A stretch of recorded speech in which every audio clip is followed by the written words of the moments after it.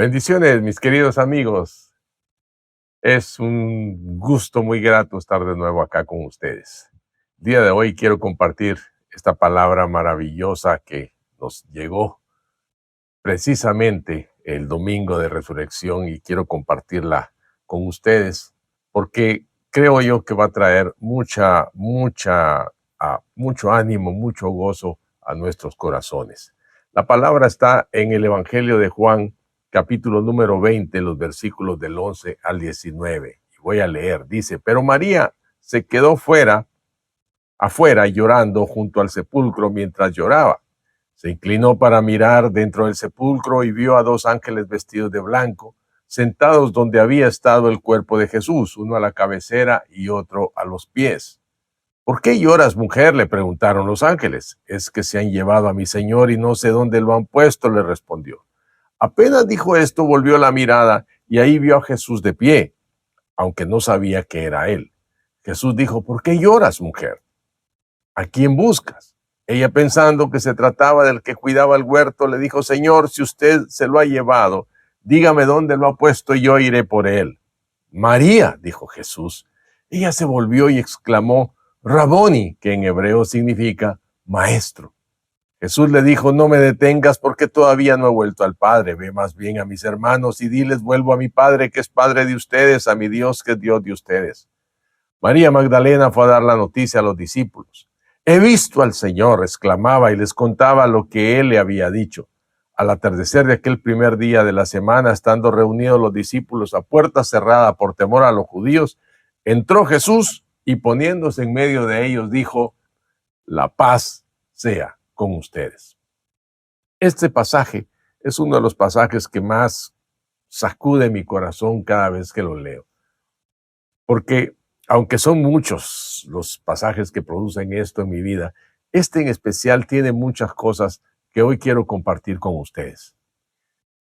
María es la primera que llega al sepulcro. Ella había llegado muy temprano para terminar de aromatizar el cuerpo del Señor con hierbas, y cuando llega al sepulcro se da cuenta de que la piedra ha sido quitada. Y recuerda que estas tumbas no eran como las que hoy nosotros practicamos, sino que estas se excavaban en la piedra, eran como cuevas.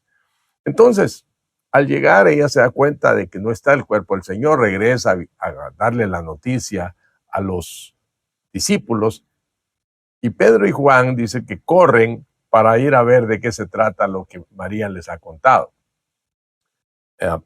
Juan llega primero, después llega Pedro y por último llega María, que dice acá se quedó afuera llorando junto al sepulcro. Lo interesante de esto es que mientras ella se queda llorando afuera, dice que se inclina para mirar dentro del sepulcro y aquí hay una imagen poderosa, gloriosa, cuando ella ve hacia adentro y ve la tumba, la piedra donde habían puesto al Señor, ve la tumba vacía, pero ve el lugar donde el Señor había estado y ve que a la cabecera y a los pies de ese lugar hay un ángel en cada lugar. ¿Por qué lloras?, le preguntaron. Pero yo quiero que pienses en esta imagen. Esta imagen es tremenda. ¿Dónde más hemos visto esta imagen? ¿Dónde más se nos configura esta imagen? De un ángel en un extremo y otro ángel en el otro. En el arca del pacto. En el arca del pacto, aquella que mandó esculpir el Señor a los judíos cuando salieron de Egipto. Dice que la tapa que cubría el arca del pacto, que era el asiento de la propiciación, se esculpieron dos ángeles, uno que miraba al otro, y a este lugar que no se miraban mutuamente, sino que miraban hacia el asiento de la propiciación, el asiento de la misericordia, estaba acá. Cada uno de estos ángeles, uno estaba en un extremo y el otro en el otro, valga la redundancia. Esta imagen, cuando yo la veo, digo, wow, ¿qué era lo que contenía el arca del pacto? Dice que tenía la vara de Aarón que reverdeció, una copa con el maná, una muestra del maná y las tablas de Moisés. ¿Qué era lo que había en esta tumba que ahora ya no estaba? El renuevo, como lo dijo Isaías, el renuevo del tronco de Isaí, que había sido levantado de la muerte, el maná que descendió del cielo y aquel en el cual se habían cumplido la ley y los profetas, Cristo Jesús, que había resucitado y en el cual se había cumplido todo lo que el Padre había dicho. Esto, mis amados hermanos, es algo extraordinario. Y cuando entonces Él le habla a María, aquí hay algo tremendo. Dice que, si recuerdan lo que hablamos sobre aquellos discípulos que iban hacia Emaús, que tampoco lo reconocieron porque Él no se les había revelado. Lo mismo sucede acá.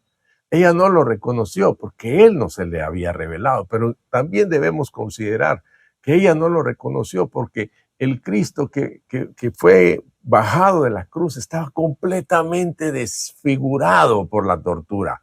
Entonces no había manera de que en unas horas Él estuviera otra vez a su cuerpo renovado. Entonces le fue muy difícil reconocerlo, pero cuando Él le dice María, yo quiero pensar que las palabras o el tono con el que Él le dijo su nombre, ese tono familiar con el que Él se refería a ella constantemente, ahora se le hizo familiar y lo reconoció por la voz. ¿Por qué? Porque Jesús dijo, mis ovejas oyen mi voz y me conocen. Cuando tú oyes la voz del Señor, sabes que es Él. Entonces, Él le dice, ¿por qué lloras? ¿A quién buscas? Y ella, pensando que se trataba del que cuidaba el huerto, le dijo, Señor, si usted se lo ha llevado, dígame dónde lo ha puesto, yo iré por él. Pero a lo que voy es cómo Él se detiene antes de subir a su padre. Aquí hay otra cosa importante que debemos ver.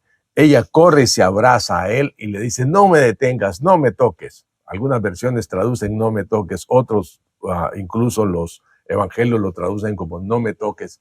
Y acá Él dice, no me detengas porque todavía no he vuelto a mi Padre. Aquí hay otra enseñanza que debemos tomar del Antiguo Testamento. Cuando el sumo sacerdote entraba al lugar santísimo, sucedía algo.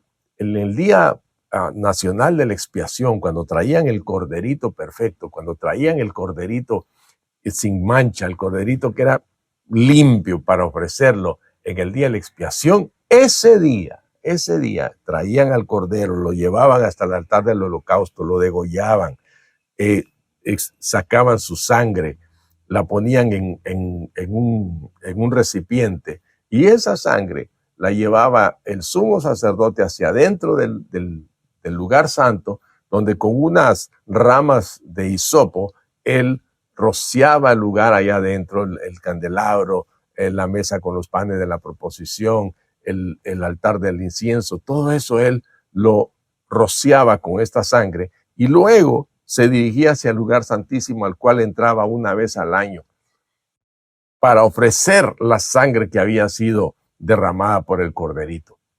Entonces, a ese lugar santísimo, este sumo sacerdote entraba atado a una soga, porque si el Señor recibía el sacrificio, entonces había regocijo, había paz, pero si no lo recibía, este sumo sacerdote podía morir. Y entonces entraba, y cuando el Señor lo recibía, había una manifestación de la nube de Jehová en el lugar. Cuando Jehová recibía el sacrificio, el sumo sacerdote salía a la puerta del templo y anunciaba al pueblo, paz a vosotros. Aquí estamos viendo exactamente lo que Jesús estaba repitiendo. Él le dice, no he subido a mi Padre. ¿Por qué? Porque era necesario que Él llevara a presentar al Padre el sacrificio que Él había ofrecido unas horas antes. Él entró al lugar santísimo del cielo, presentó su sacrificio, y el primer mensaje que reciben los discípulos después de que Él ha estado en la presencia del Padre, ustedes lo leen acá, la paz sea con ustedes. Y déjame decirte algo, la primera experiencia maravillosa que tú tienes cuando vienes a Cristo Jesús y le entregas tu corazón es una paz que no tiene explicación. Tu corazón, tu mente, todos se llenan de una paz que no tiene explicación. Por eso hoy te invito a que le abras tu corazón a Cristo para que esta paz inunde tu ser. Este pasaje también me llama la atención otra cosa. El Cristo de la gloria ha resucitado. Está listo para presentar su sacrificio, pero encuentra a una de sus discípulas llorando. Y Jesús se detiene. No dice, tengo prisa, hay una cita importante, debo irme ya. No, él se detiene.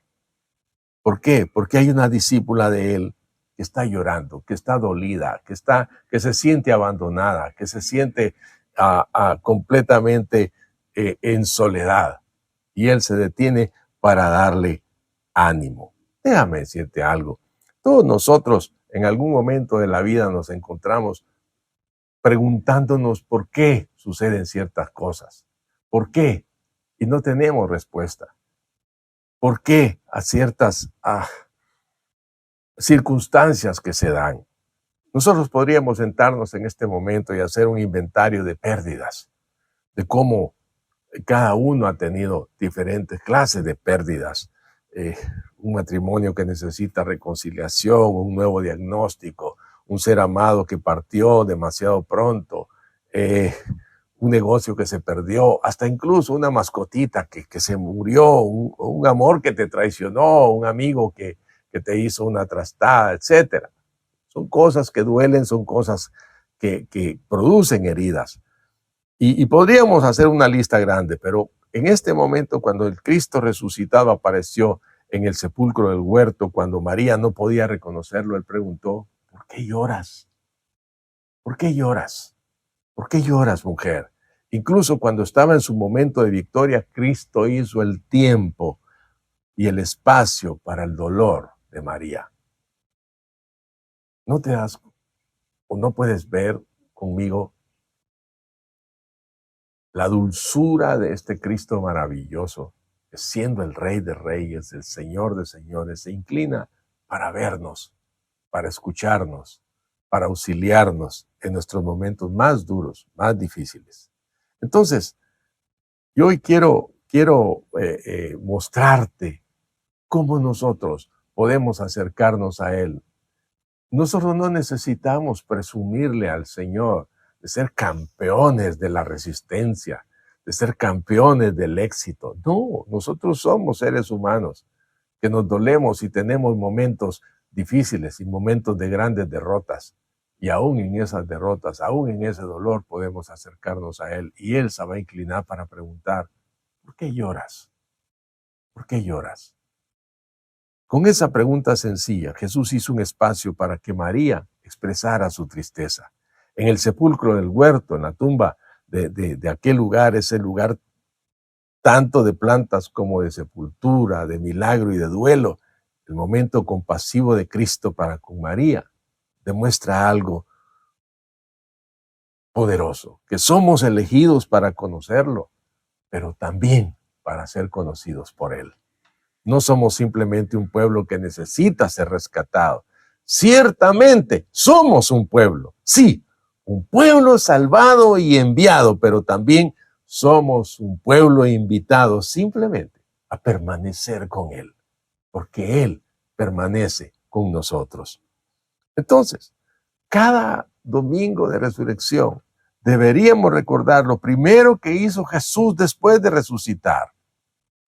Aunque el Dios hombre acababa de ser devuelto a la vida, siguió agachándose e inclinándose. Jesús siempre fue así. Siempre se inclinó al necesitado. Siempre extendió su mano para levantar a aquel que necesitaba ánimo. Él es el Verbo hecho carne que tomó forma con nosotros. Él es nuestro Señor resucitado, que se inclinó y le prestó un oído atento a María, como hoy lo está haciendo contigo. María, María, le dijo. Y no se apuró a irse del sepulcro. Se detuvo para poderla consolar. Hizo un espacio. Él es Dios, quien permanece al lado del hombre en el huerto, en el principio del tiempo. Ese fue el gozo de María cuando él dijo su nombre y ella lo reconoció y se reencontró con su maestro. Este es nuestro gozo también. María, dijo Jesús. Y ella se volvió y exclamó, Maestro. Mira qué lindo, qué encuentro más glorioso, qué encuentro más emocionante, qué encuentro más lleno de alegría. Cuando el ánimo se te ha ido, cuando las fuerzas ya no existen, cuando sientes que todos te han abandonado, cuando crees que ya no hay futuro, Él llega y te levanta de nuevo. Así que Jesús resucitado trae salvación ciertamente y se ofrece a sí mismo. Su victoria nos llevará de nuevo de nuestro sepulcro a la gloria, sí, pero también ha venido a estar con nosotros ahora. Ahora, en el sepulcro del huerto, que es esta vida sobre esta tierra. Él viene a nuestro encuentro aún cuando la pérdida y el dolor se entrelazan con lo que amamos y vivimos. En estos momentos, cuando esta vida que es tan efímera y tan complicada, a la vez tan paradójica, que un día te estás riendo a carcajadas y al día siguiente puedes estar llorando. En esta vida repito, tan paradójica, viene Jesús y nos recuerda que Él permanece con nosotros todos los días hasta el fin del mundo. Vamos a orar. Padre, yo te ruego en el nombre de Jesucristo, que ahí, Señor, donde están aquellas personas que me han escuchado especialmente hoy y que necesitan, Padre, una palabra de aliento, Señor, pero más que una palabra de aliento, necesitan escucharte. Padre, tú eres el que habla a nuestro corazón y yo te ruego en el nombre de Jesús que tú hables al corazón de todo aquel que está afligido, que está angustiado, que está desanimado, que está desalentado, Señor, que está desesperanzado. Trae una palabra, Señor, de esperanza, como la que le trajiste a María Magdalena, Señor, aquella mañana de resurrección. Padre, yo bendigo a cada uno de los que nos están oyendo y a nuestros hermanos que también nos están oyendo, Señor. Anímalos ahí donde están, Señor, en el nombre de Jesús. Si hay alguien entre nuestra audiencia que nunca antes le ha abierto su corazón a Cristo y quiere hacerlo hoy, este es el momento. Este es el momento.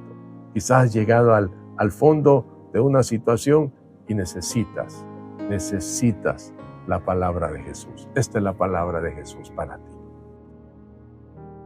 En ningún otro hay salvación, solamente en Él. Abre tu corazón ahora y pídele que sea el Señor y el Salvador de tu vida. Y Él vendrá a ti y te rescatará. Que Dios te bendiga. Que Dios te guarde. Espero verte aquí la próxima semana. Mientras tanto, mientras nos vemos, recibe las bendiciones de parte de Dios y un gran abrazo de mi parte. Que Dios me los guarde. No olviden seguirnos en nuestras redes sociales con más mensajes como este. Y ayúdennos enviando y compartiendo estos mensajes con otros. Que Dios me los guarde. Que Dios me los bendiga siempre.